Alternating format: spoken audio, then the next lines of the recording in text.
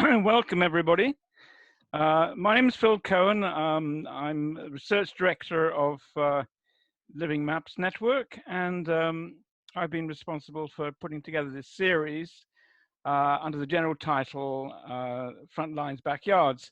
The basic idea of the series was to bring together work that's addressing the current emergencies, public health emergency, the climate emergency, and the general kind of social emergency that's come out of all that. In terms of particularly people working around issues of participatory mapping and ways of involving people in the decisions being taken about their lives. We've had a whole kind of series exploring different kind of approaches to this. And we're going to have a bit of an exercise in participatory mapping this evening as well, I think. So hopefully you'll all join in. Okay, so I think that's the housekeeping. So can I now hand over to Bob Gilbert, who's curated the session for us. Just to say a bit about Bob, I mean, I'm sure that a lot of you actually know his work, but he's done quite a few things in his life. He's been a stand-up comedian. I'm not sure he's going to be doing that this evening, but he's been a community worker. He's been the head of a residential field studies centre. He's been director of sustainability at a London local authority. And, you know, he spent a good deal of his life campaigning for around issues of conservation in the city and for protecting and extending urban open spaces. And some of you, I think, might know his books. He wrote a book called The Green London Way. And then it's a marvelous book called Ghost Trees, which came out a couple of years ago. And his next book is provisionally entitled The Missing Musk. I'm not sure if this is Elon or not, but maybe he can tell us. Anyway, over to Bob. Thank you very much for that, Phil. I can assure you I'm firmly sitting down and not doing any stand-up tonight. I suspect that not many people listening are aware that today in the church calendar is Ash Wednesday, which seems to me a peculiarly appropriate date to be having a seminar on wildfires.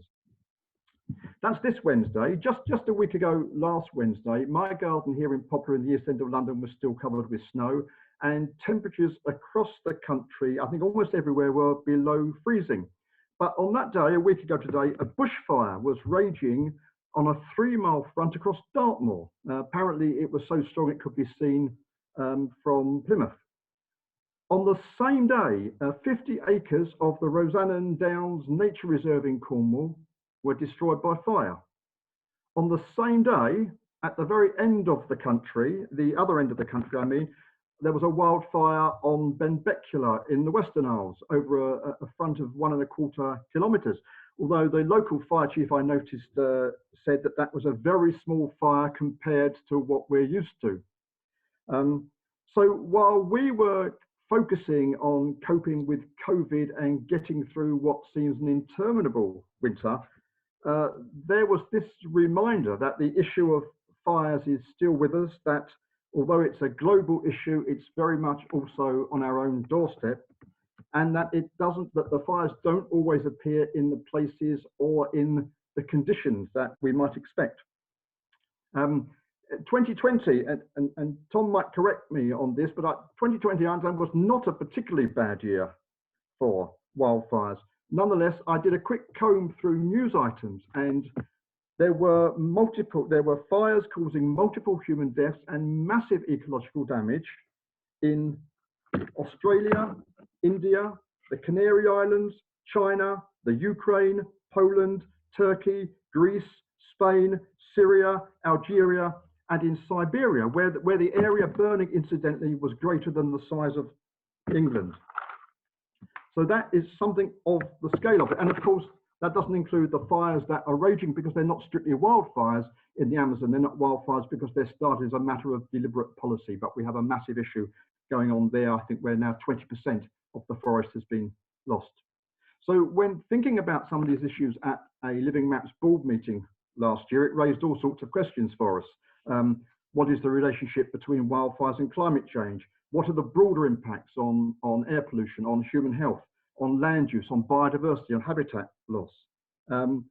How much of this is due to our own interference with natural ecosystems, or as ex-President Trump put it, and how lovely, by the way, to be able to use those words, as ex-President Trump put it, how much of it is down to poor forest management. So as a consequence of all this, I was charged with finding people who could answer those questions. Livingmaps prides itself on its website in bringing together both researchers and artists, and tonight we have one of each. I'm shortly, Dr. Tom Smith and Judy Ling Wong. I'm shortly going to ask them to speak. They're going to be speaking. They've told me they've timed it, both of them. They're going to be speaking for 30 minutes each. And after that, it's my job to facilitate a conversation and to take your questions. And as Phil said, if you could put your questions on the chat function, then he's going to help me collate them afterwards, because I have great trouble doing more than one thing at a time. Judy, I'll introduce you then. I first heard the name of Judy Ling Wong back in the 1980s when I was working in environmental studies, and she was setting up the Black Environment Network. And if you look, as I have, at her full CV, you will see it is an amazing document. She sits on multiple committees. She is involved in numerous campaigns. She holds fellowships, honorary fellowships, an honorary doctorate, an OBE and a CBE. But perhaps more important than all this, she combines being a poet, a painter, and an environmental activist. Apparently, she first became a professional painter at the age of 12 in Hong Kong. And by 1977, she'd become the first woman ever to become a master of the 3 Chinese arts. That's calligraphy, painting, and seal carving. So we're very pleased that she can be with us, and she's the ideal person to give well, I was going to say a complimentary presentation to Tom's, but we haven't actually heard Tom's yet, but Tom will be giving a complimentary presentation to Judy this way round now. But Judy is going to share with us her unique cultural and artistic perspectives on the issue of global bushfire. So I'm very pleased to introduce Judy Ling Wong. Thank you, Bob. I'm very pleased to be here with everyone. Good evening. And I'm going to speak with no images, so if you wish, put me on speaker view. And yes, we'll hear from Tom later. Wildfires really came to the fore in 2019-2020, with terrifying outbreaks in Southeast Asia, Australia, California, and Siberia. Alongside this, there's the issue of deliberate burning in the Amazon and other countries for crops and other commercial products. The wildfires linger heavily in my mind. I was particularly devastated by the bushfires in Australia. Officially, the bushfire season starts in June, and from September 2019 till March 2020, when the final fire was extinguished, Australia had the worst bushfire episode in most people's memory. I moved to Australia when I was 15 years old and was there for over 7 years. It was then that I first heard forests being called the bush. Because I was still in my formative years, the Australian landscape is very much part of my deep being. Seeing it burn was very emotional. I was and remain deeply affected by what had happened. More than 100 bushfires ravaged Australia. Over 1 billion animals died. More than 17 million acres, over 20% of the total area covered by Australian bush, burned in the 2019 to 2020 fire season. In New South Wales, it included 37% of the state's national park estate. The danger and reality of bushfires has always been there for Australians. I remember that near my school on Mount Macedon, there was a clear burnt fire break. The fire started in various ways, some by lightning, some by the actions of people. However, It's the climate conditions that provided the conditions for the alarming number of fires and for them to grow and spread. Before the wave of fires became ignited and moved across the landscape, Australia was already enduring its hottest and driest year on record. In my time in Australia, I never came across members of the First Nation people of that continent. Indeed, it was some time after I left Australia for Europe that I became aware of and took an interest in their culture. Over the years, there had been on and off information about how scientists became aware that the first white settlers in Australia, thought of as a wild, pristine landscape, was actually the result of management of vast areas by the Aborigines through the practice of burning over time. But the information was largely technical and did not talk about the socio-spiritual dimensions of the practice. As part of the unfolding news of the recent bushfires and the highlighting of climate change was the story of the potential contribution to fire prevention of what is now known as cultural burning. This revelation of the story of cultural burning felt extremely important to me, chiming in with the rising recognition within the natural environment sector of the relationship between people, culture, and land, and the potential contribution of the reintegration of indigenous knowledge to sustainability. All of you would have seen the photos of terrifying walls of flame and the strange orange glow of dark smoke-filled days in cities like Sydney. With the stories of cultural burning, there were other photos. One of them was of two Jaja rural men applying ochre paint to their faces before a planned burn using traditional methods in Board in Victoria, a southern state of Australia. There were images of small purposefully lit small fires called cool fires spreading across the floor of smoke-filled bushland. The story that hit the world news was about the group of First Nation elders stricken with grief, approaching representatives of southern Australian states about the use of traditional methods of fire management to prevent future fire disasters.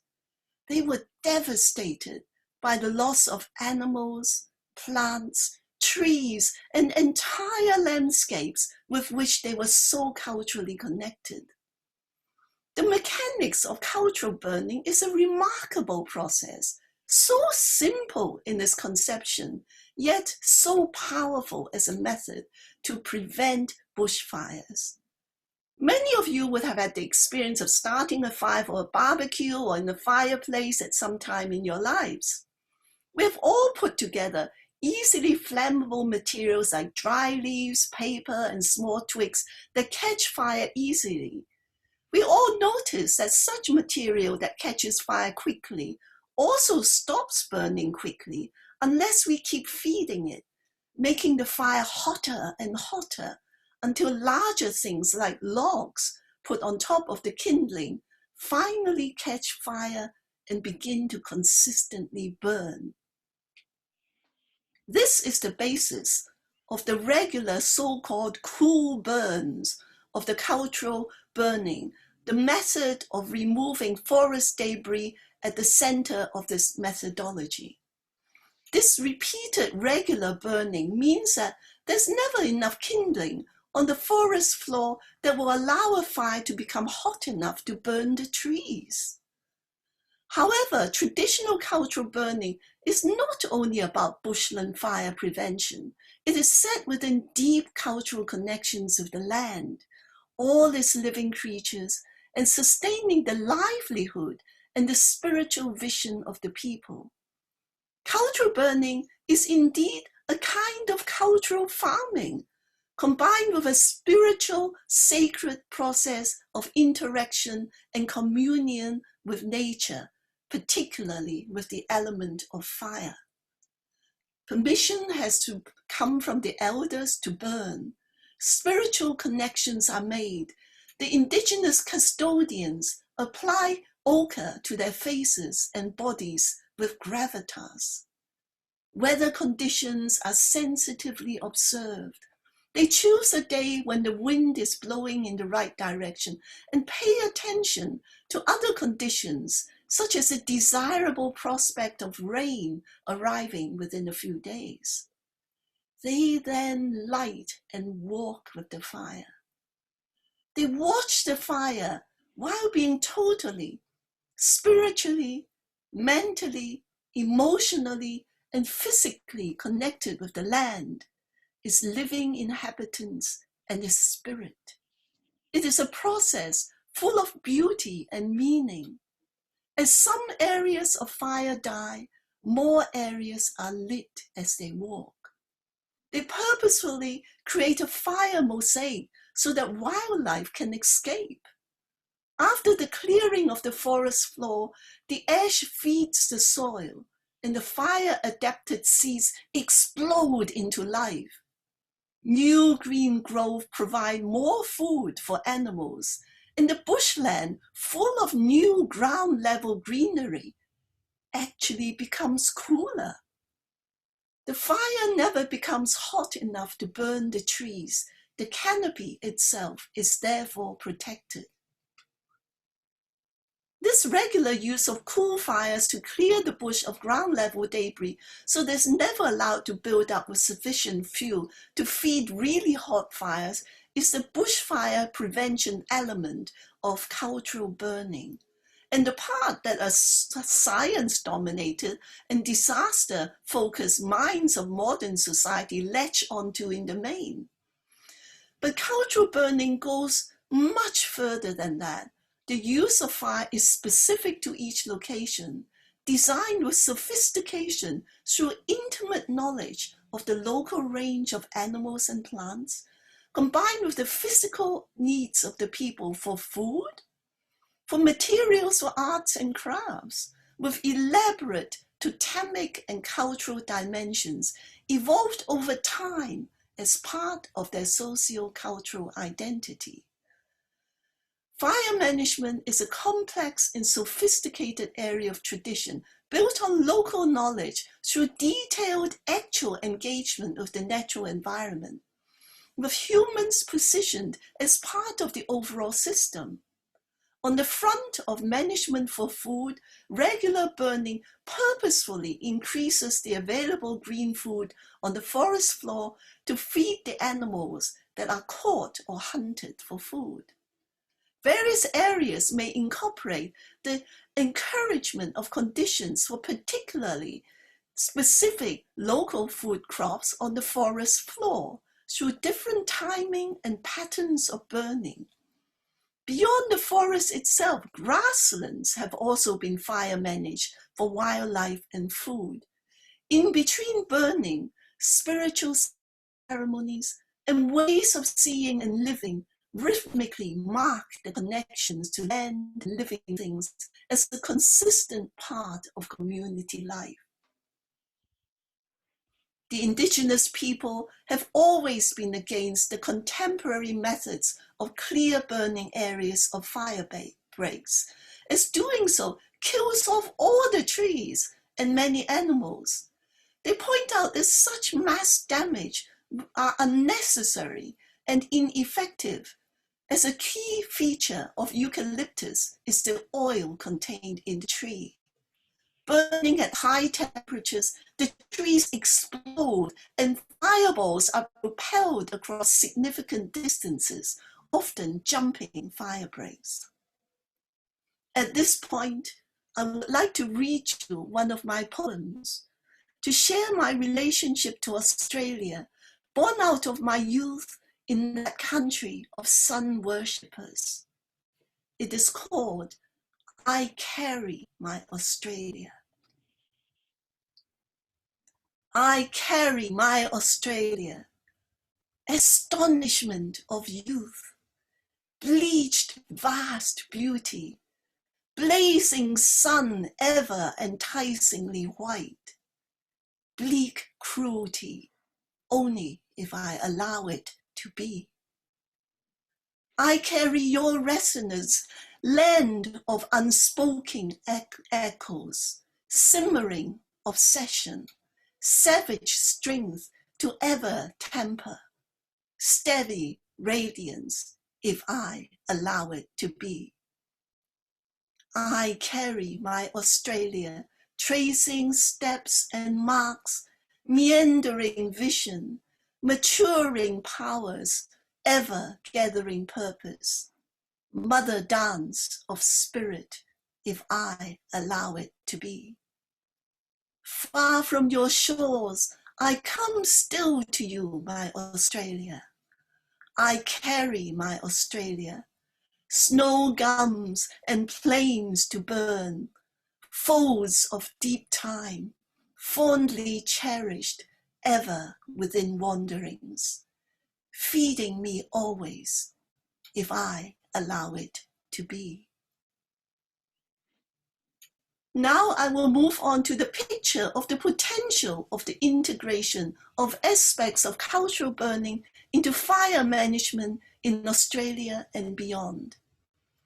The awareness raising around cultural burning has highlighted the fact that forms of cultural burning were and are still in use in many countries, all with a tension between a scientific approach to the use of the aspects of cultural burning as fire management and the cultural assertion of indigenous peoples.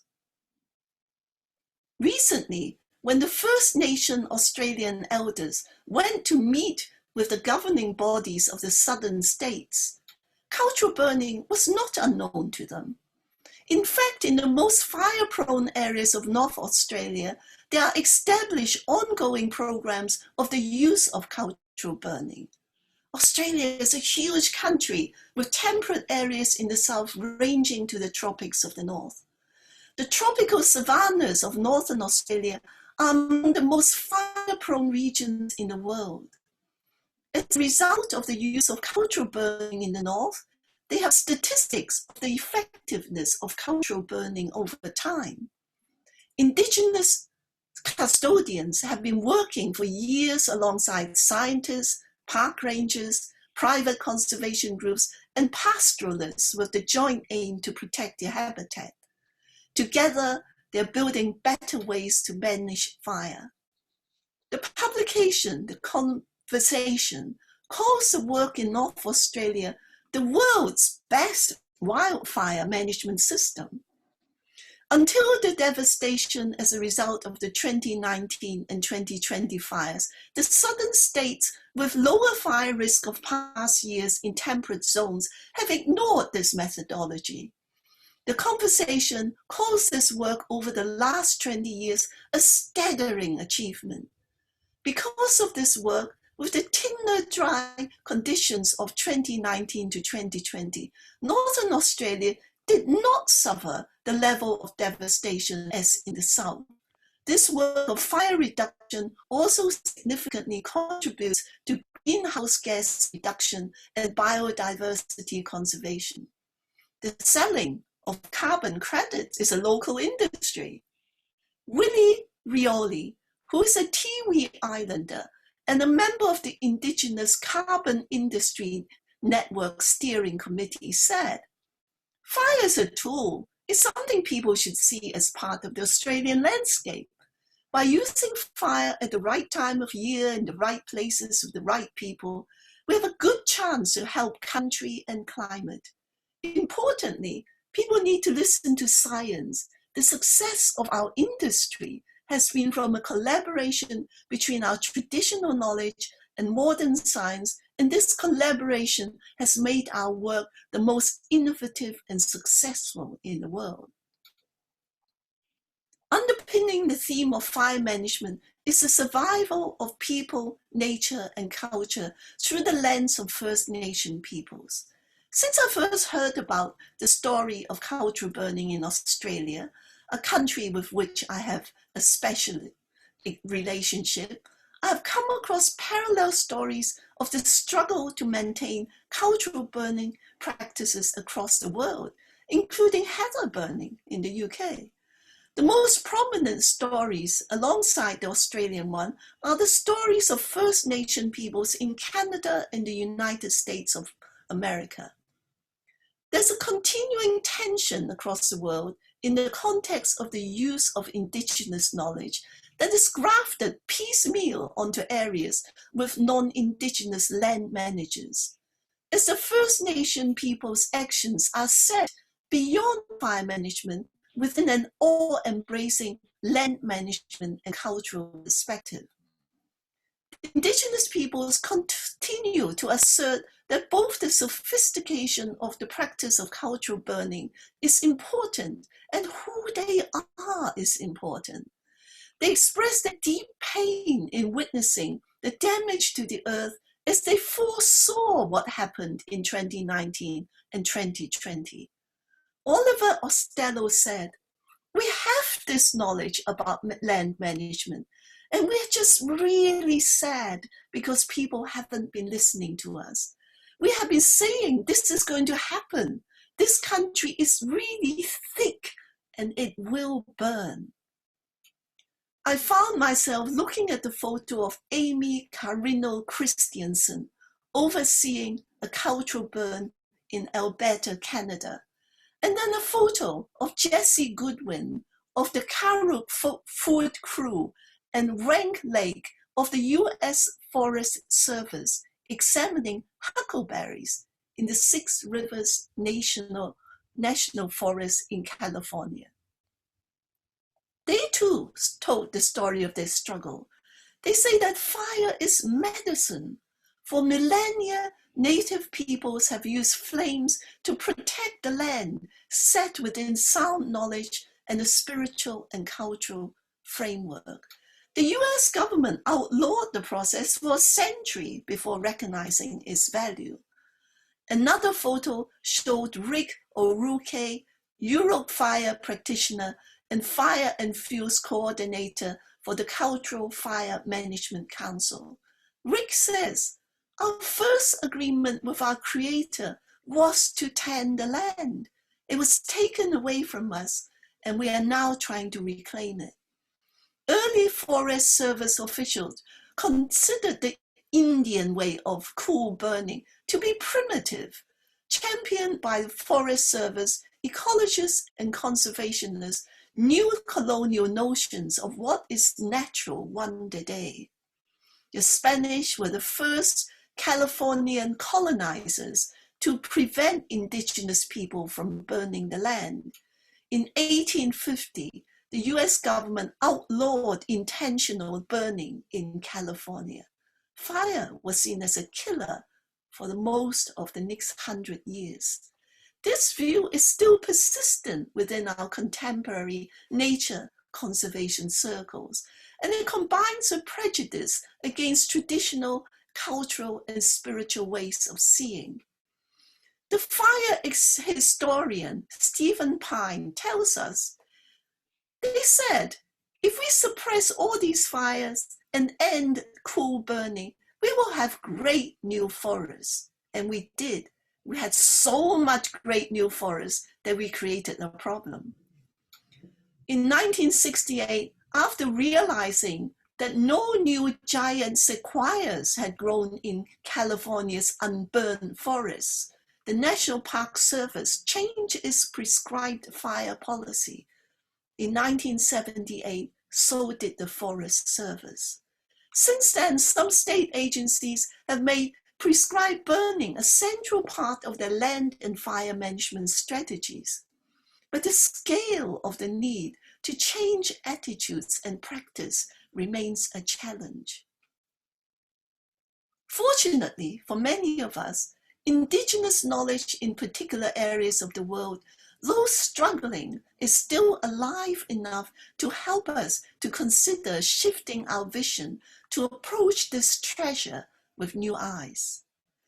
As an artist, I'm aware that only a small range of our sensibilities are awake in modern life, and very little of it is welded to elaborate knowledge that can create a finely nuanced relationship emotionally, mentally, physically, and spiritually to the detail and the rhythms of our immediate surroundings. That level of engaged knowledge and wisdom can only be possible through the accumulation of the experience of whole communities over many, many lifetimes. No one can gather knowledge and experience and create such a sophisticated and highly evolved system within one lifetime alone.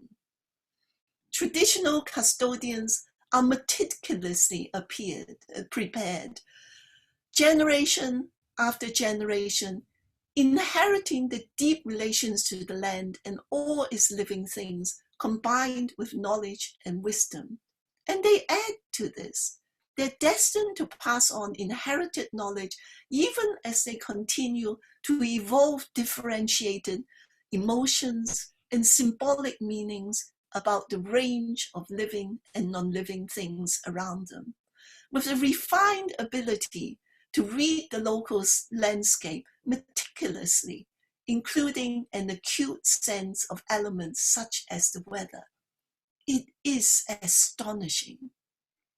Traditional peoples created landscapes to enable a way of life integrated with nature. These frameworks penetrate all areas of life, from ceremonies that feed spiritual well-being to practical survival, with essential materials for life and its enrichment. An example is the modification of materials for basket weaving by particular Canadian First Nation peoples, using fire to change the pliability of materials by affecting the way the pine grows. It is ingenious.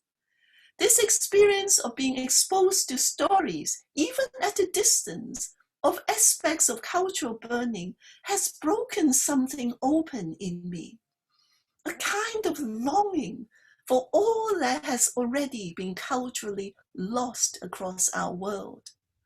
I recognize more clearly that we have lost a kind of education that is about the awakening of the intimacy with which we relate to everything, practically, and how we may read what is around us in a way that's crucial to our spiritual well-being. Modern life is so frantic. Our attention is too often engaged with demanding activities that are by comparison very empty of content. We have to deal with lots of facts that stand only as facts and nothing else. It is bleak. However, there are always opportunities. Life is a meandering river of change. Science at the moment is offering us the possibility of another kind of world in which, if we dare to, we can reclaim time.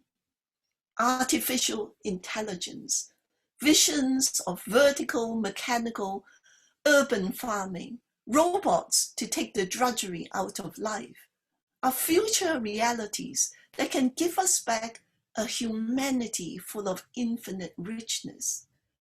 It indeed has to be a brave new world, because it will be one in which many of us potentially will have no jobs.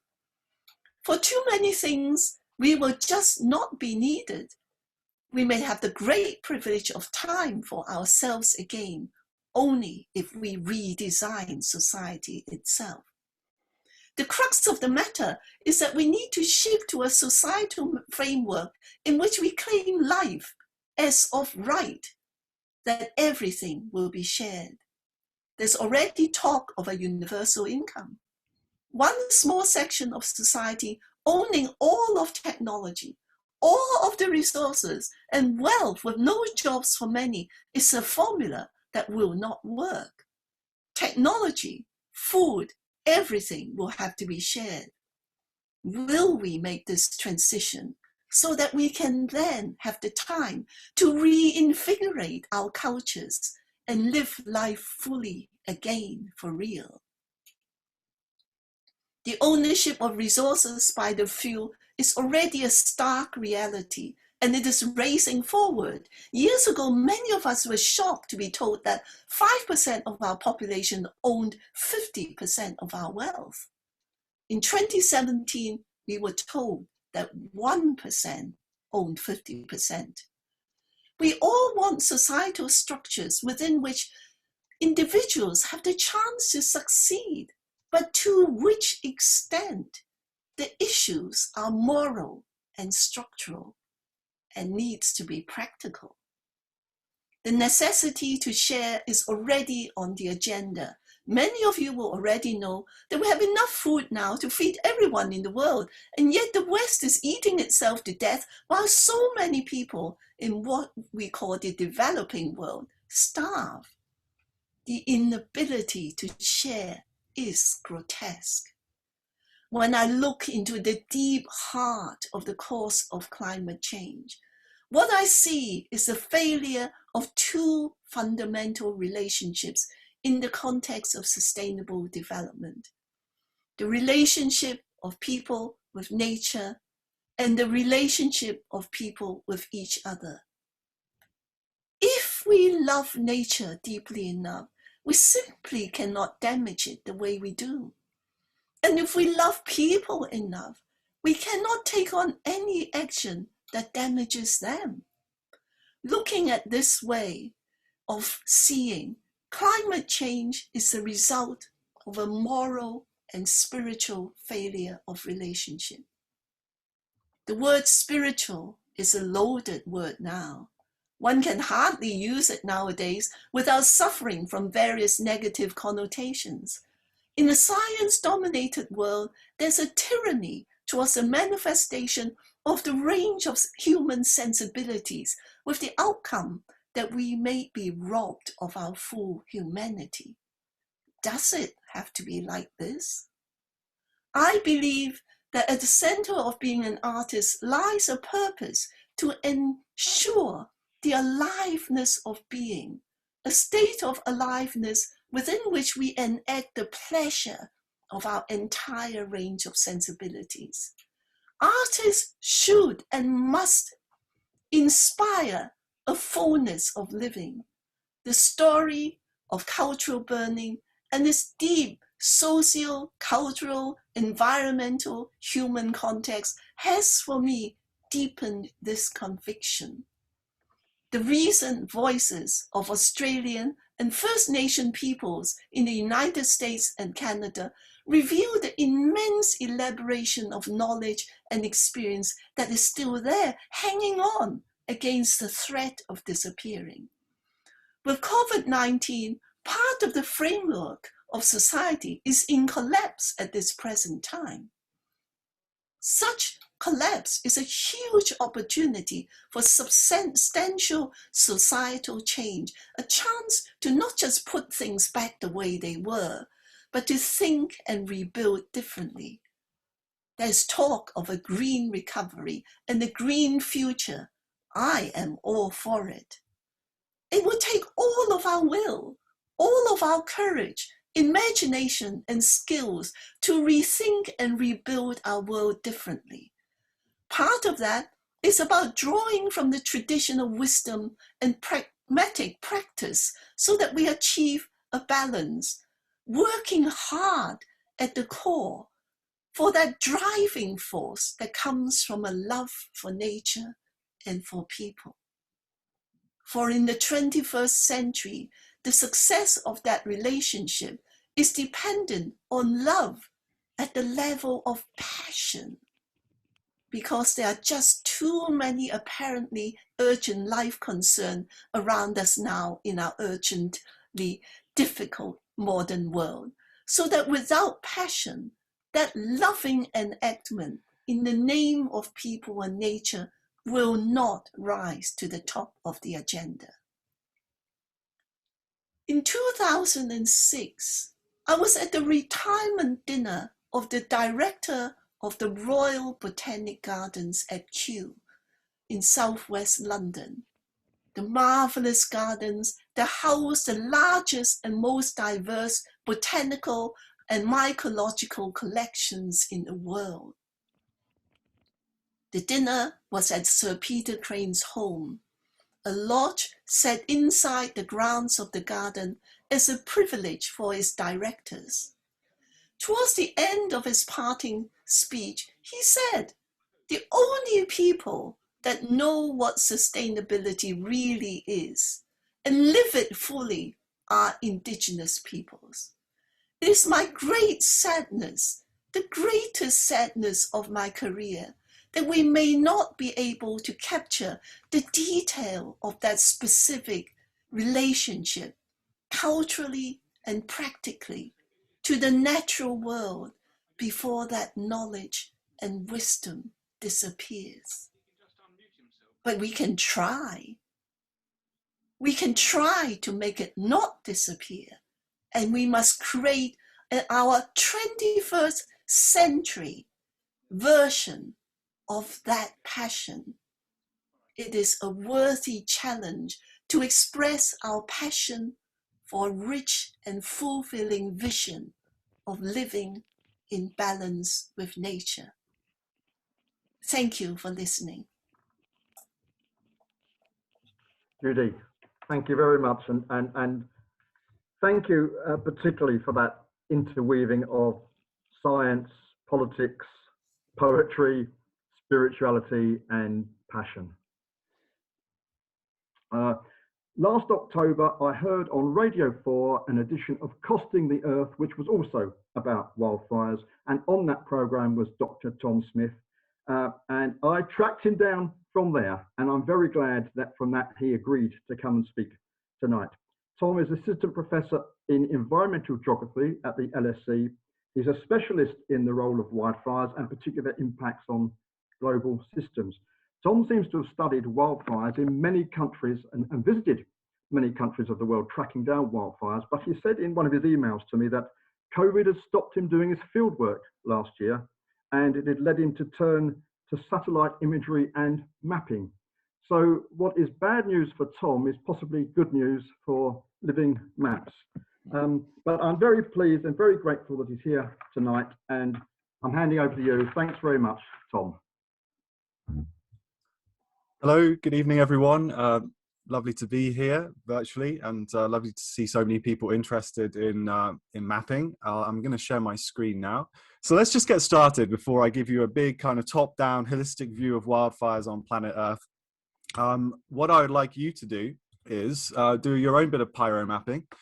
To do this, you need to go to polev.com/livingmaps. The link is at the top of my slide here. You can just do this on a mobile phone. Or whatever device you're using. I believe someone should be able to type this in the chat for me as well. So you can click on it if you want. And have a go. You can click as many times as you want on this map, but let's make our own participatory map of wildfires before I start giving my talk. And we'll also get to see how accurate you are as well.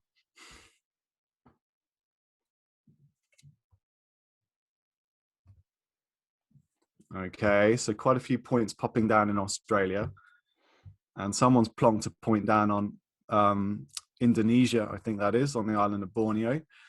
Some points cropping up in Spain and Portugal, places that often make the news, especially in Europe and in the UK. A couple of points up in Scandinavia in the high Arctic, and lots of points now appearing in central and eastern Siberia, something that I'll talk about, hopefully. I'm also going to turn my stopwatch on so I know how long I've been talking for. Plenty of points popping down in the western parts of the United States, so California, Oregon, Washington. We've got some people plonking down some points in the Amazon region as well. Yeah, like I'm very surprised that one continent has been left out of this discussion, and as we'll see in a moment, most fires on Earth occur in this continent. So more than half the fires on our planet occur in this continent. And I see a few more points appearing in Africa, which has the nickname the fire continent, because its fire is so prevalent in the savannas of north and southern parts of Africa. Fantastic. I think I'm going to have to move on because I'm aware of the time, but please continue to map away. We'll have a look at this at the end, maybe. And what I was hoping to explain is that the geography of fire is very much similar to the geography of all organisms on our planet, living organisms. If we think about trees, they need resource availability, rain and nutrients. They need physiologically appropriate environmental conditions. It can't be too hot, can't be too cold. And they need somewhere to disperse via seeds. Fire is very similar. Fire requires resources. It requires vegetation to burn. We don't see fires in places where there isn't much vegetation, such as deserts and scrublands. We need fire-conducive weather patterns in the climate, so it needs to be hot and dry. We don't see fires on places on our planet that are too wet, such as the rainforest. It's very unusual for there to be a fire in rainforests. And finally, the dispersibility is the ignitions, and that's an important factor as well. So here we've got a map of all fires on our planet. And here's a zoomed in version so you can see this clearly. I think you did a fairly good job. Some places probably omitted. We only ended up with a few points in Africa, but here you can see the savannas of Northern Africa and south of the equator in Africa as well, being a very important place when it comes to fires. And these are naturally occurring fires. The grasses grow during the growing season when it's wet, and then they burn during the dry season when it's dry. It's carbon neutral. The carbon is sequestered through photosynthesis and then released during the fire. It's quite a natural and important process for regeneration of these types of ecosystems. I'm going to talk today about 4 case studies very quickly. Northern Australia, Southeast Asia, Siberia, and the UK. Northern Australia is a fire-adapted ecosystem. It's a savanna type of ecosystem, similar to the savannas of Africa. And so fires are quite normal for this place on Earth, and we'll discuss that. Southeast Asia is not a fire-adapted ecosystem. It should be, most of this should be rainforest. And but what we are seeing now is the increasing prevalence of fire in the tropics in this region, as we can also see in Brazil as well, which is related to deforestation fires. And then I'll be looking to talk about places which are going to be affected by climate change, places where there currently aren't many fires, but we expect the prevalence of fire to increase as a result of changing climates. So another way to look at this, I hopefully won't bore you with some of the technicalities, but this is the science of fire. This is the science of pyrogeography, I guess. And this is where we would expect to see fires on Earth. On the y-axis is probability of fire. And on the x-axis, a little bit less familiar, I guess, is very high moisture environments, which also happen to be very productive. And by productive, I mean lots of things grow there. And on the other side, we've got low moisture environments where not many things grow because of the low moisture. And if we go from the left to the right, we've got wet forests, dry forests, savannas, grasslands, scrubs, and then deserts. And the natural pre-human distribution of fire on our planet is somewhere in the middle, where you've got lots of fuel to burn, but also where it's not too wet. As we move to the left, it gets too wet, so the wet rainforest. And as we move to the right, there isn't enough stuff to burn. But humans have dramatically altered this distribution of fire on our planet due to various land management practices. For a start, we've tended to prefer to start fires in the forests of our planet, either to clear them for agriculture or for hunting purposes. And that's been the case for many thousands of years, if not tens of thousands of years. And this increases the prevalence of fire on this side of the diagram. And what this does is it tends to shift the ecosystem away from a forested ecosystem to something more like a sparse woodland or a savanna in the hotter regions of our planet. But what we've also done is, in many places, we are suppressing fire. Fire is seen as a bad thing, especially in the savannas and grasslands and woody areas of the United States, of California, even in Africa now. We're suppressing fires, but also we're building roads, we're building infrastructure, and this fragments the fuels, which stops the fires from getting as large as they did before. So human activity is decreasing fires in this part of the diagram. And this can lead to ecosystem change as well. Either we see the move to kind of more of a desertification pathway, or we can see the restoration of forests if we prevent fires from happening. We'll talk about a couple of case studies right now. The first one is Southeast Asia. So This is very much associated with tropical deforestation. If we think about Borneo, the island of Borneo, it's tropical, it's lush, it's wet all year round. And in 1950, it might have been on the far left-hand side of this diagram.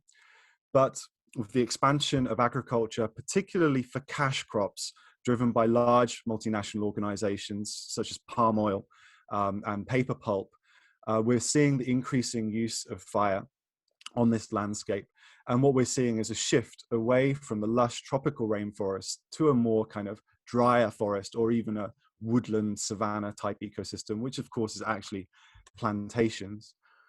If we look at a map of Borneo, and there are plenty of maps in my talk, what we can see here is from 1973, we've lost most of the lowland tropical rainforest on Borneo, on the eastern part of Indonesia here and the southern coast of Borneo, the western part of Kalimantan, which is Indonesia, and the states of Sarawak and Sabah in Malaysia as well.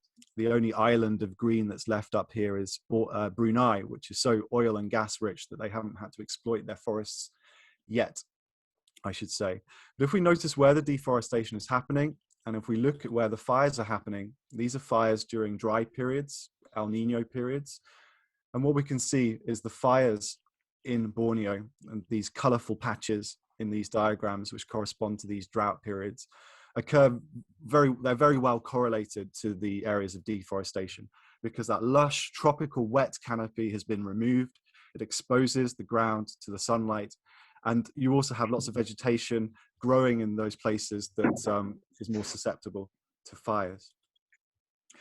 And if we look at Southeast Asia now, and this is a very complicated diagram, but what I want to focus on is this area here. Sorry.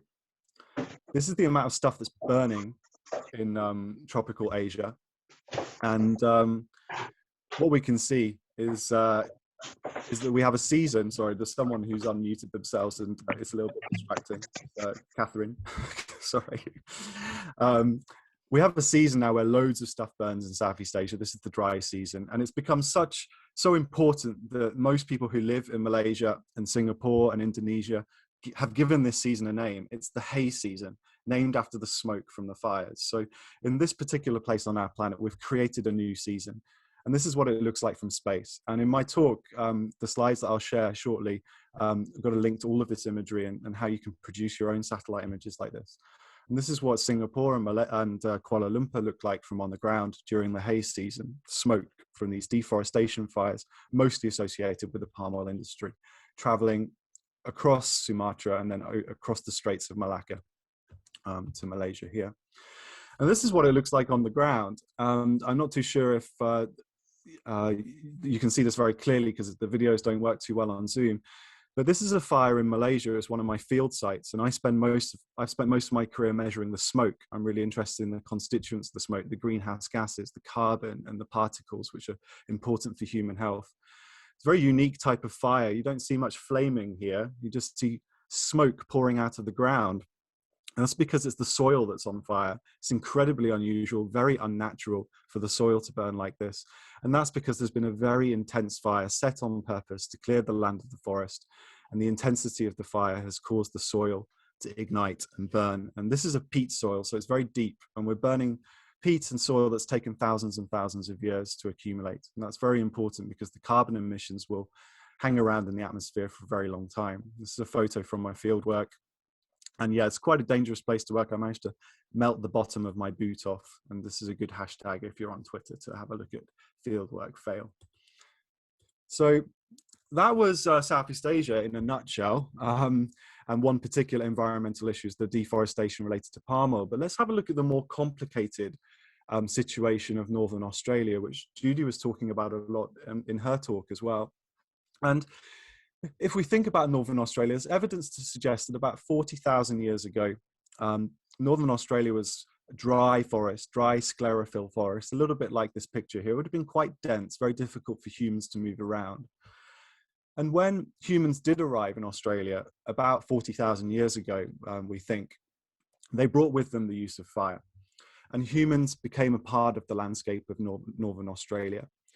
We used fire to open the forest up, make it easier for hunting. And that led to an ecosystem shift about 40,000 years ago, the use of fire and climatic changes over thousands of years meant that Northern Australia shifted to more like this situation here, a woody savanna. These are the eucalyptus trees that Judy referred to, surrounded by grasses. And this was the case for tens of thousands of years.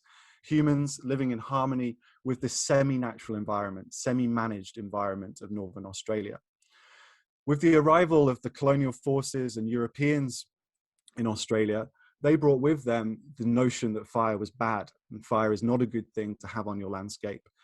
They also thought that this landscape was, let's say, God's landscape. This is how God had intended this natural landscape to look, and didn't appreciate the importance of the indigenous people of Northern Australia as part of that landscape, as driving that landscape to look like this over tens of thousands of years. And the result of the suppression of fire in Northern Australia and the movement of people, the movement of the indigenous people to cities and away from their lands, led to a rather catastrophic ecosystem shift in some places.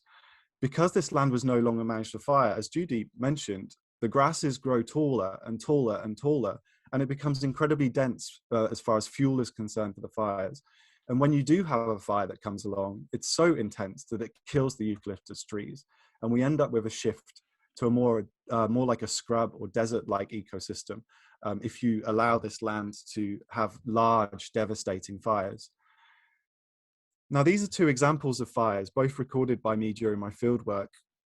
On the left is a land management fire under traditional burning practices.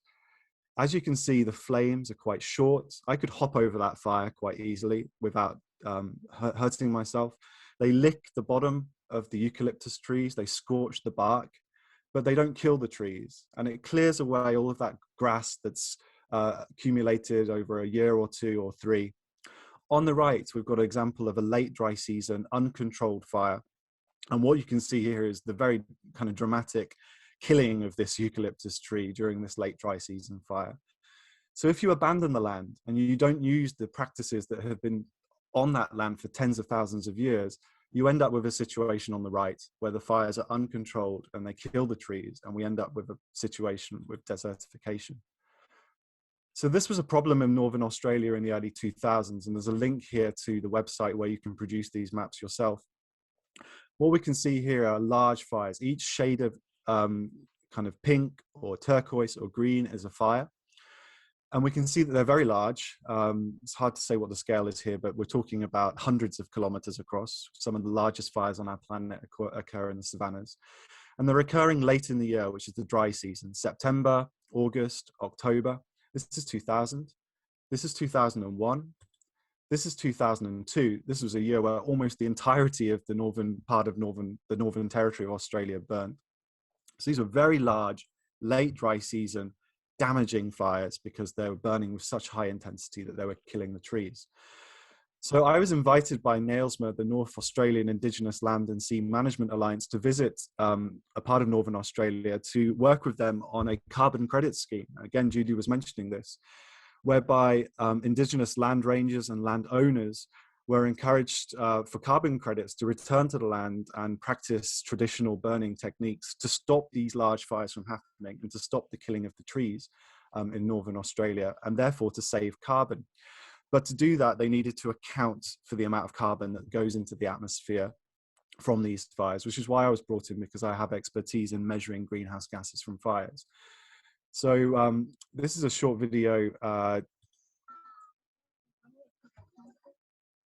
Gardner was among a large group of scientists, policymakers and anthropologists from across Australia and overseas, invited to the plateau to talk about fire and see traditional burning in practice. The City Slickers got a wet welcome by traditional owners, including renowned rock artist Professor Lofty Bardayal Najameric. The whole exercise of bringing traditional knowledge of fire techniques under scientific scrutiny and working out ways that use that old knowledge to have value in today's world, I think is a very exciting one. Okay. 40.2. The scientists are here to gather hard evidence to prove traditional early dry season burning is less polluting. To do that, they'll monitor greenhouse gases released from burning a section of this native woodland. So that was an introduction to one of my field trips, and I was at the end of that video there, which was played on Australian news. And I think it's quite interesting. Some of the language that was used, I don't necessarily agree with. The idea that Western science must test traditional knowledge, it almost implies that traditional knowledge is not science. And I would say that in fact it very much is. It's been tried and tested for thousands of years and works very well. But it was important to go and measure the carbon so that the carbon credits could be part of this scheme. And if we look at a map, this was, remember, was 2002, these very large dry season fires in the latter part of the year. This is 2016. So after this carbon credit system had been put in, after the Nailsma initiative, where they began to burn the land frequently again. And what we see now is lots of small, patchy fires. These are set on purpose. And they're early in the dry season, in May and June, when the fires are less devastating. This is 2017, very similar picture. This is 2018. Again, maybe a larger extent of fires, but they're all happening when the fires are burning with less intensity. So I think Judy mentioned this is one of the really successful schemes that have come out of bringing traditional knowledge back onto the land in Australia to stop these large dry season fires. So to finish with, very quickly, I'm going to talk about climate change and pyrogeography, because the two examples that I've just discussed, Southeast Asia and Australia, are very much about land management, not really got a huge amount to do with climate change. But climate change affects all of these three things that I discussed at the start about the ecology of fire. The fact that the climate is going to change the amount of vegetation and what the distribution of vegetation is going to change the weather, whether it's dry or wet or windy, and that's important as well. And it's also going to change ignitions as well. Even the natural sources of ignitions like lightning are likely to change with climate change. This makes it very difficult to predict what the future distribution of fire is going to look like.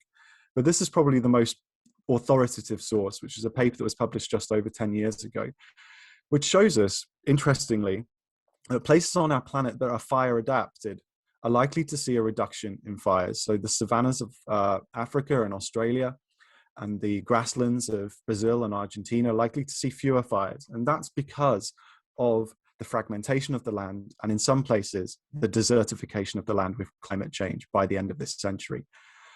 What we do see are places at higher latitudes experiencing more fire as things get warmer and drier. So the UK and the Arctic regions of Siberia are becoming more prevalent. Now, this is something that Bob mentioned at the start. This is the longest record we have for fire emissions. So it's a good proxy for the amount of fires on our planet. And what we see is a decreasing trend. There's a decreasing trend because most fires on our planet happen in the savannas, the vast majority. And what we're seeing there are fewer fires as a result of fragmentation of the land and fire suppression. But the places on Earth where we're seeing an increase in fires, such as the Amazon and Southeast Asia and the boreal forests of Siberia, are places that are not fire adapt. And that's a problem because when you burn those forests, it may mean that the forests don't grow back and we see an ecosystem shift. Whereas the places where we're seeing fewer fires, the savannas, it's not so much of a problem because these are annual fires and they're carbon neutral to start with anyway. So very quickly, we'll have a look at Siberia and the UK now as places that are becoming more flammable as a result of climate change. So Bob mentioned I became an armchair scientist in 2020. I was unable to travel. I did manage to fit in a very quick field trip in January, but that was before we knew what was to come. I spent a lot of time mapping the fires in the UK in 2020. This is a map of where wildfires occurred just in March, April and May, and they span the whole country, from the Lizard in Cornwall up to the northern parts of Scotland, Northern Ireland and in Wales. And I wanted to tell you a little bit about how you can map wildfires, given that this is a talk about living a society interested in living maps. And what I tend to do is I use, and this is the same as what I use for Russia and for Southeast Asia when I'm trying to find fires to measure, is I use the satellite imagery. Now, this is a map from NASA's Aqua satellite and a sensor on board called MODIS. And if you click this link in the slides I'm about to share with you, you can have a look yourself. And this was just last week. This is the 12th of February, 2021. And what we can see is a bunch of fires in the Western Isles of Scotland and the Isle of Skye. If we look closely, I always look out for smoke plumes. It's a good sign that it's a real fire, because often these can be false detections or they could be industrial in nature. But what we can see here is a fire on the Isle of Skye, and this is in one of the Western Isles. I'm not too sure which one, but you can see a smoke plume coming off this fire. We look closely, we can see the hotspot detections on the satellite, and then the smoke in the visible image. And occasionally you can get a very high resolution satellite flyover. Now, they only fly over once every 3 or 4 days, so you have to be very lucky to capture a fire in action. And this is on the Isle of Harris in the Western Isles on the 12th of February. So again, just last week, we can see a fire creeping up the side of this hill, and it's snow-capped. That's snow there. So it's one of the most incredible images of a UK wildfire I think I've ever seen from a satellite. And again, you can click on this image to explore this for yourself. I've draped this image in Google Earth over the hill, so you can actually see the fire creeping up the hillside and getting up to the snow-capped top here as well. And again, I'll provide you with all of the information you need to do this yourself. It's fantastic when we talk about participatory mapping. I posted these on my Twitter, and you know, I can see here that someone has posted photo. This is the same fire on the ground, and we've got a photograph of the fire from someone who lives nearby, which I think is fantastic.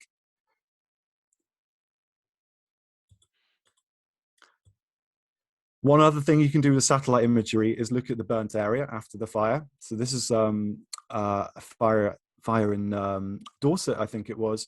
This is the 16th of May, 2020. This is a false color image. Everything that's living and green is red, just to confuse you slightly. And this is the 19th of May, just 3 days later. And there's a big black patch on this landscape now, and that's the burnt area. So I was also doing that to try and characterize the UK fires. And you can see there's a whole bunch of them here. And in the documents I'm going to share with you at the end, you can have a look at all of these. I've provided a list so you can have a look at all of the UK 2020 wildfires.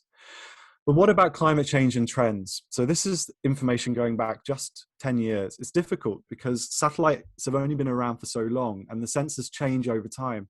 So it makes it difficult for us to compare records. And we don't have measurements from on the ground in the UK from the fire service going back more than 10 years or so. So there does appear to be this upward shift at the end. In 2018, 19 and 20, we're seeing lots of fires and lots of burnt area, compared with previously when it's a bit patchy. In some years we don't really have any fires at all.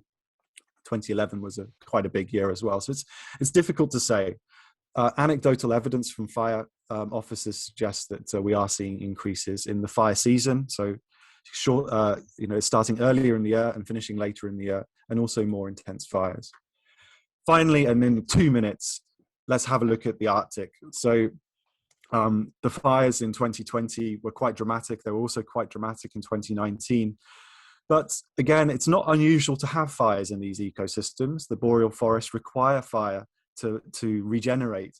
But what we are seeing is a rather unusual scale of fires, and many of them happening further north than ever before, and also in the ecosystem to the north of the forest, the tundra, grasslands and shrublands, which are not fire adapt, and it's certainly not particularly natural for tundra to have wildfires.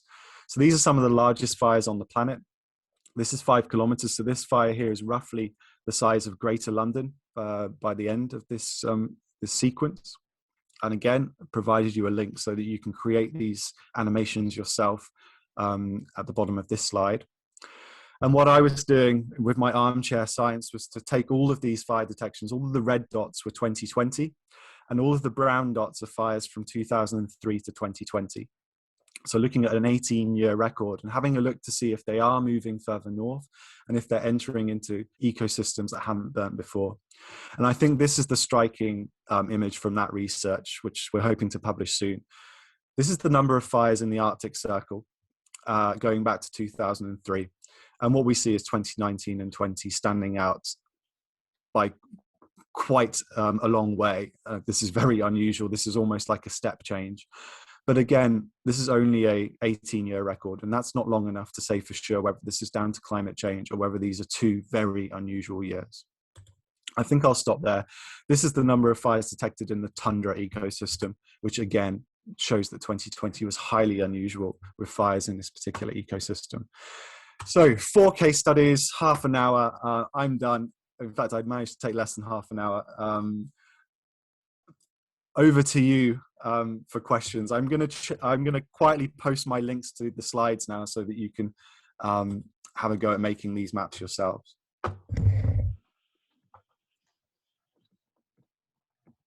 Thank you, Tom. I'm really sorry if you felt you had to rush that, but I'm really glad that you persevered with your technology, because it really was well worth the wait. And I said at the beginning the two presentations would be complementary, and I really felt they were. They were very different on one level, but there was also times when I thought you were almost saying the same things, just in slightly different language. One of the things you both referred to was the significance of traditional cultural burning techniques and what we could learn from them, perhaps the possibility of returning to them. And I wondered whether you felt, both of you, that was only applicable in certain circumstances and fire-based ecologies like the one in Northern Australia you talked about, or whether there was something more general that we could learn from that, or is that knowledge already lost and is it too late? I mean, Tom, do you want to respond to that first? Yes, I would. Judy. I would say that whatever we say about cultural burning as a way of engaging purposefully, traditionally with the landscape, is that that's only one facet of culturally engaging with the landscape. I think when we look at something like that, we need to bring to mind all kinds of ways of engaging with the landscape. And I think that is the lesson behind it, that traditionally that's what we did. At some point in time, somehow we did come to a balance. And as I said, Sir Peter Crane really was very, very sad that he said that we couldn't get to the bottom of how they did this and the detail of it. I remember one of my friends who worked at, it was Ian Edwards, head of education at Edinburgh Botanic Gardens, and he said when he did his field work and went to these forests and so on, he says he was put to shame by 9-year-olds which led him around, showing him where the plants were, with an absolute understanding of the environment that made them work, when they flower, what you have to do, and how you can help them, and so on. So this knowledge is just so valuable, but it's not something you can do. I was thinking about it and thinking, you know, can I even know my own garden that well? And I don't think so. I just don't know how to do it. You know, what are all the factors instead of just looking at one plant? I think this is the ingenuity of what people have done over generations that is threatened to be lost. Yeah, I guess my point was, I mean, not doubting in any way the value of these traditional techniques, and I fully agree with you on that. I guess my question was how, and I'm going to bring Tom in on this if I can, you know, how applicable are these still, or have we gone to a stage where it's almost just nostalgic to suggest that we can return to some of these techniques?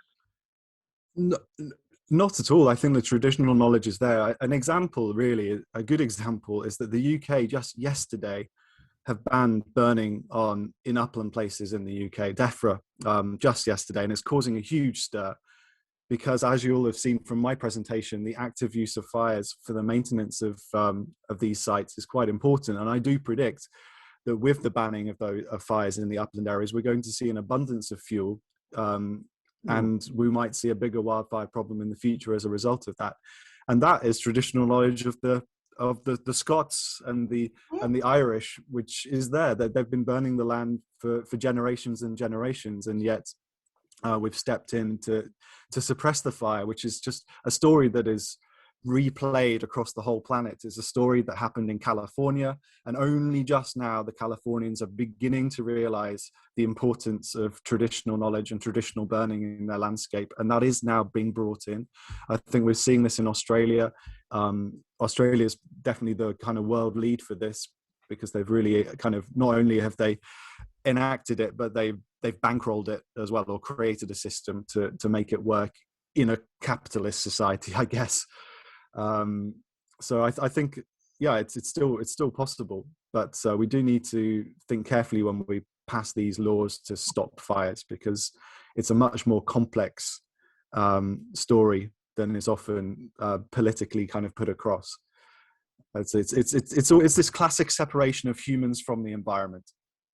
Actually, we are part of the environment and always have been. I think Judy was alluding to that as well.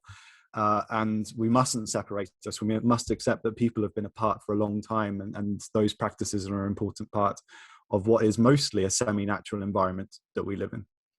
Well, I think we've highly romanticized this idea of tradition and indigenous work and so on. So, for example, it's very fashionable at the moment, especially with the new age people in this country, bring over the Native Americans so we can bow down in front of them and listen to their wisdom. But there's much more than that. I actually recently wrote to the chief exec of Natural England and said to her that why are we not looking at the indigenous wisdom that is still in this country? Well, when you have to romanticize it, it's actually here, like Tom was saying. Well, surprisingly, I am managing to do two things at once. And there's one of the comments that's come up here is from Catherine. And it relates to what you just said, Judy. She says, I live in the New Forest where there is some public controversy over burning on the heathland, but which is done for land management. What does it mean with increased wildfire in the UK, maybe in terms of designs of land management? So I'm not reading this well, we will need. Our indigenous wisdom is pretty sparse in this area. Should we look to other cultures without appropriating them? Tom, is that a possibility that we could transfer from one culture to another some of the things that we're learning from traditional techniques?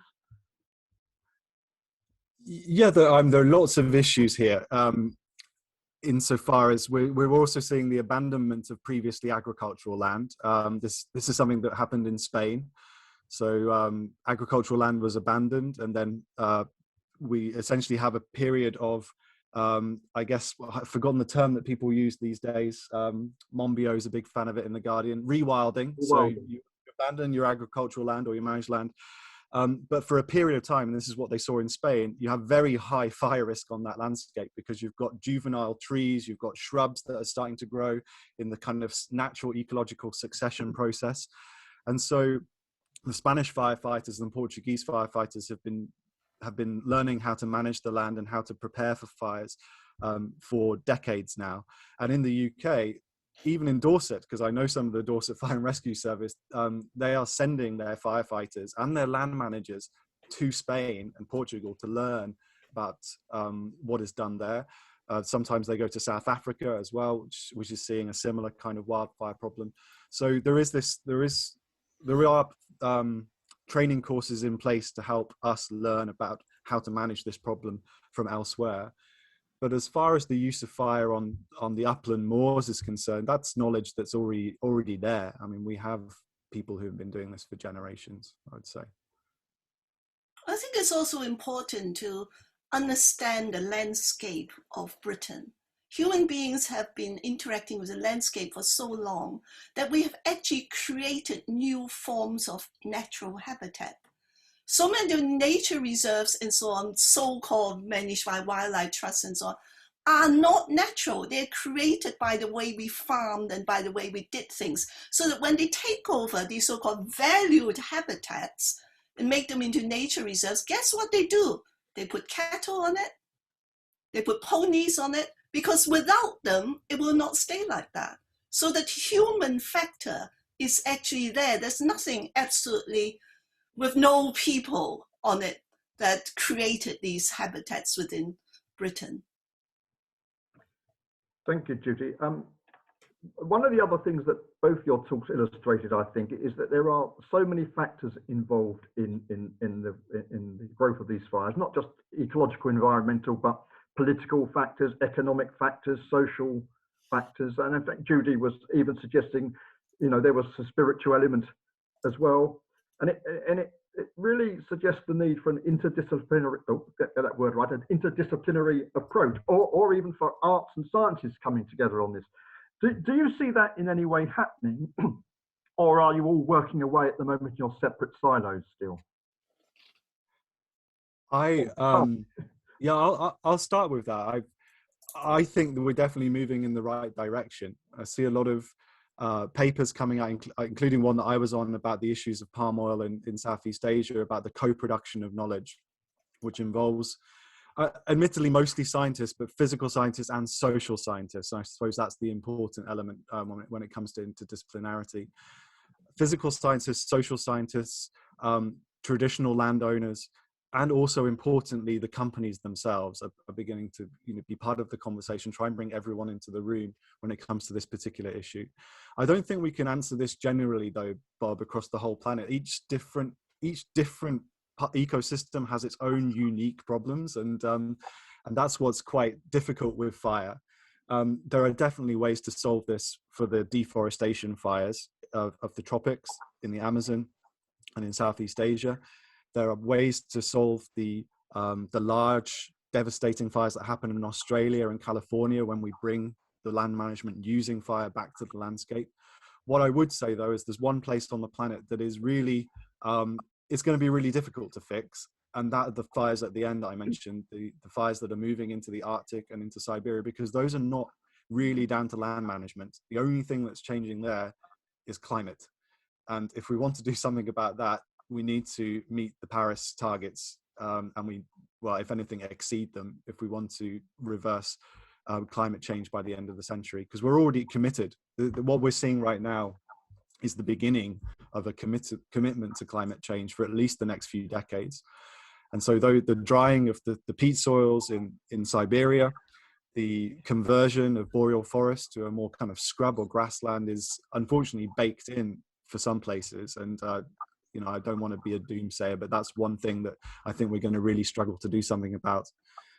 It's difficult to see the solutions to this apart from reversing our carbon emissions as soon as possible. Can I ask, how much of this is going on in agricultural colleges? How much of this kind of information and discussion, do you have any idea? So do you mean how much of this is being talked about or taught in agriculture? Talk to people who are going to manage farms, and they're now very big. Clearly, it is filtering down to a few farmers, but I just wonder how much it is possible to get in there and have these discussions. And I think, Tom, that does relate to my question, which I'm not sure you fully addressed, which was how much are different disciplines working together on this? And well, there is impetus. There's impetus, but they're not working together enough. But there are signs of change, even at the level of grant schemes, huge grant schemes like the National Environmental Research Council and things like that. Their grant schemes are now cross-disciplinary, so that they are actually working with the Arts Council's research funding and so on, and designing funding schemes which involve culture and environment. Of course, another big thing, of course, recently, as you know, is health and environment, and the impact of the natural world that has on people's lives and so on is now taken into account. So it is happening. Yeah, Susiana, to address the first part of your question, which was about the farmers and the training in the agricultural colleges, I suspect that it's not. I suspect that it isn't part of the curriculum there, but I might be wrong. I don't know what is taught, to be honest, in these agricultural colleges. But what I do know for sure is that parts of the country that have a fire risk problem, so Northumberland, Dorset as well, these places are beginning to establish what are called fire groups, which is kind of semi-formal organization of stakeholders on the landscape, including the fire and rescue service, but also the farmers, the landowners, and also the utilities. So a lot of the landowners are, water, electricity companies, so they're all part of this as well. And they come together to work out how best to manage the land for fire, and that might include the use of fire to help reduce risk, but also how to respond in the event of a wildfire as well. So these fire groups and also academics are part of that as well. I missed out the academics. How could I forget them? But you've got it. Yeah, like you said, everyone. All sorts of things get mixed up in it, so that sometimes he was so impassioned about something they can't see the whole picture as well. Like, for example, the argument around what is actually a parallel kind of cultural burning of heather. But because people associate it with who does it is the gamekeepers. And a lot of people are now anti-shooting wildlife. The whole thing of shooting grouse and shooting pheasant is all this very emotive. So they don't like the gamekeepers. And some of the things the gamekeepers are saying about burning heather is to prevent fires that are so very hot that they just kill the whole thing. And they recently accused the National Trust of allowing this non-cool burning of small patches of heather, like a mosaic, which they traditionally did on the heathland and so on, that because the National Trust didn't do that burning and are anti all this wildlife stuff, they then ended about something like 200 acres completely burned to cinders. And they were very angry. But this mixing up of issues and people's passions make it very difficult to talk to each other. Mhm. Yeah, absolutely. The grouse shooting is a very hot topic in. Not to use a pun. So we heard a bit about the academic response, but Judy, I just wanted to ask you specifically about an artistic response, really, because we heard your response to Australian fires in your poetry. And do you think artists, you know, are just giving an emotional response, kind of like a Greek chorus in the background, or do you think artists can actually have an active role in bringing about the change that you so passionately said that we needed? There are many artists now who don't work with the traditional thing. The traditional thing, people think if you're an artist, you produce a product like a painting or a sculpture and you sell it. Yeah, we've gone past that. We've gone past it very much because of the work of Joseph Beuys, the artist. And you might not know his name, but you all know what he says, which is everyone is an artist.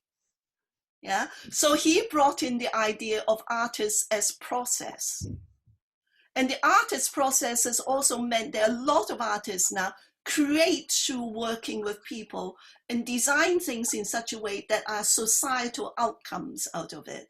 And in the environmental sector and so on, they are now sometimes employing artists to do that, to get particular messages across, to make films and so on. So this intertwining of messages are purposeful and the creative work that makes people approach something differently. You know, if you surprise people or if you entertain them or something, sometimes you can get a message across that you would never have if you just sat them down and told them the message. So this is happening, this realization. Thank you. And that's some good news, which I think is bringing me towards my final question, because I can't see, unless I'm wrong, Phil, I can't see any questions. Oh, you come well, I've got a question. I've got a question. Shall I well, it's a mappy question. I thought I'd sort of bring a sort of mappy question in at this point. You know, I mean, Tom's presentation was fantastic, and he used very sophisticated cartography. I mean, using satellite, orbiting satellite cartography and so on. And it's great at showing the spatial distribution of of stuff, right? But it's a very sort of, well, if you like, a sort of top-down cartography. I mean, it's literally a sort of not just a bird's eye view, but a satellite eye view of the land. But then if you take indigenous knowledge, if you just, for example, First Nation Australians, I mean, they have their own forms of mapping, dreamings. I mean, these are maps of the way they move across the landscape, of the stories they tell about the landscape. You know, and indeed, I'd be interested to know from Judy to what extent these dreamings or the kinds of that kind of indigenous mapping relates to the forms of cool burning or cultural burning that she's been talking about. But certainly there is a tension here, which is discussed a lot in sort of radical sort of mapping circles. So should you give people the sort of these new techniques like, you know, GIS and stuff, because the authorities only understand those kinds of maps, or should you try and valorize the kinds of indigenous cartography that actually exists? Well, there's a happy medium in between, you know, and it's not just the Aborigines, but all sorts of people do it. And in this country, we have a fantastic arts group called Common Ground. You must have heard of them. Oh, yeah. And they revived and developed the coming together of people around their landscape to make their own parish maps, which are very beautiful. Yes. You know, and the artists did work on it. I think it was artists working with local communities, wasn't it? Yes, exactly. And then the landscape begins to come to life. so that they research all sorts of things like what stories go around this real tree, and there's a real local story about it and so on. So it's reviving that feeling of deep connection with the land over generations rather than your own lifetime. And then the fact is that all these things are creative. You know, the first story about anything had to be written or told by somebody. And as you know, Common Ground also did other things, because they say, hey, remember all these festivals you have, whether it's Christmas or whatever. So someone started that at some time, so make your own festival. And they created Apple Day, which is now a regular celebration in this country.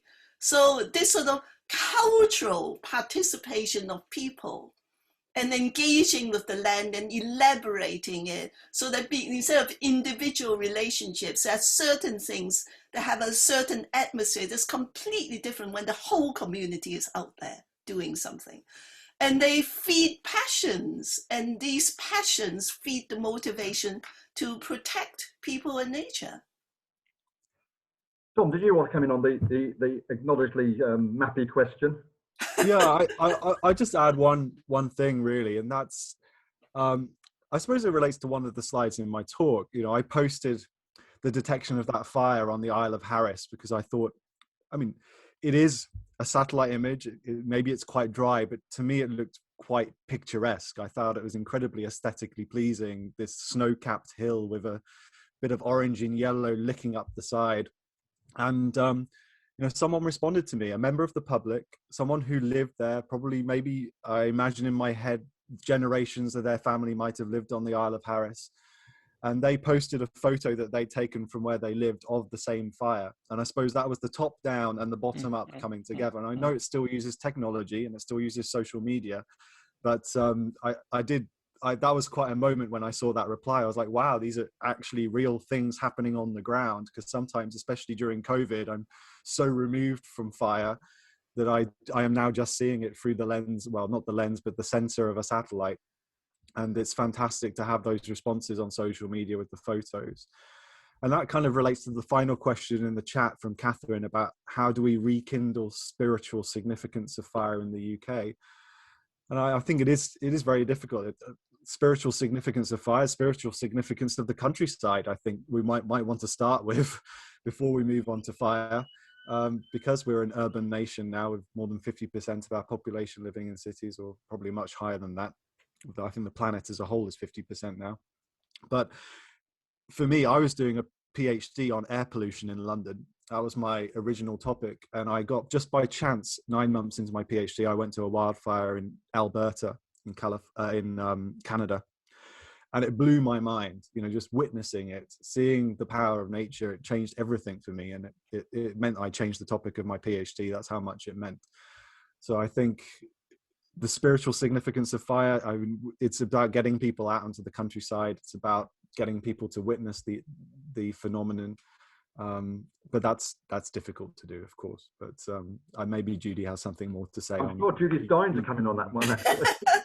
Well, you know, we mustn't forget that we're still human beings. And what I talked about, the restricted range of sensibilities, because we do not stimulate it in modern life so much. The fact is, stimulate it.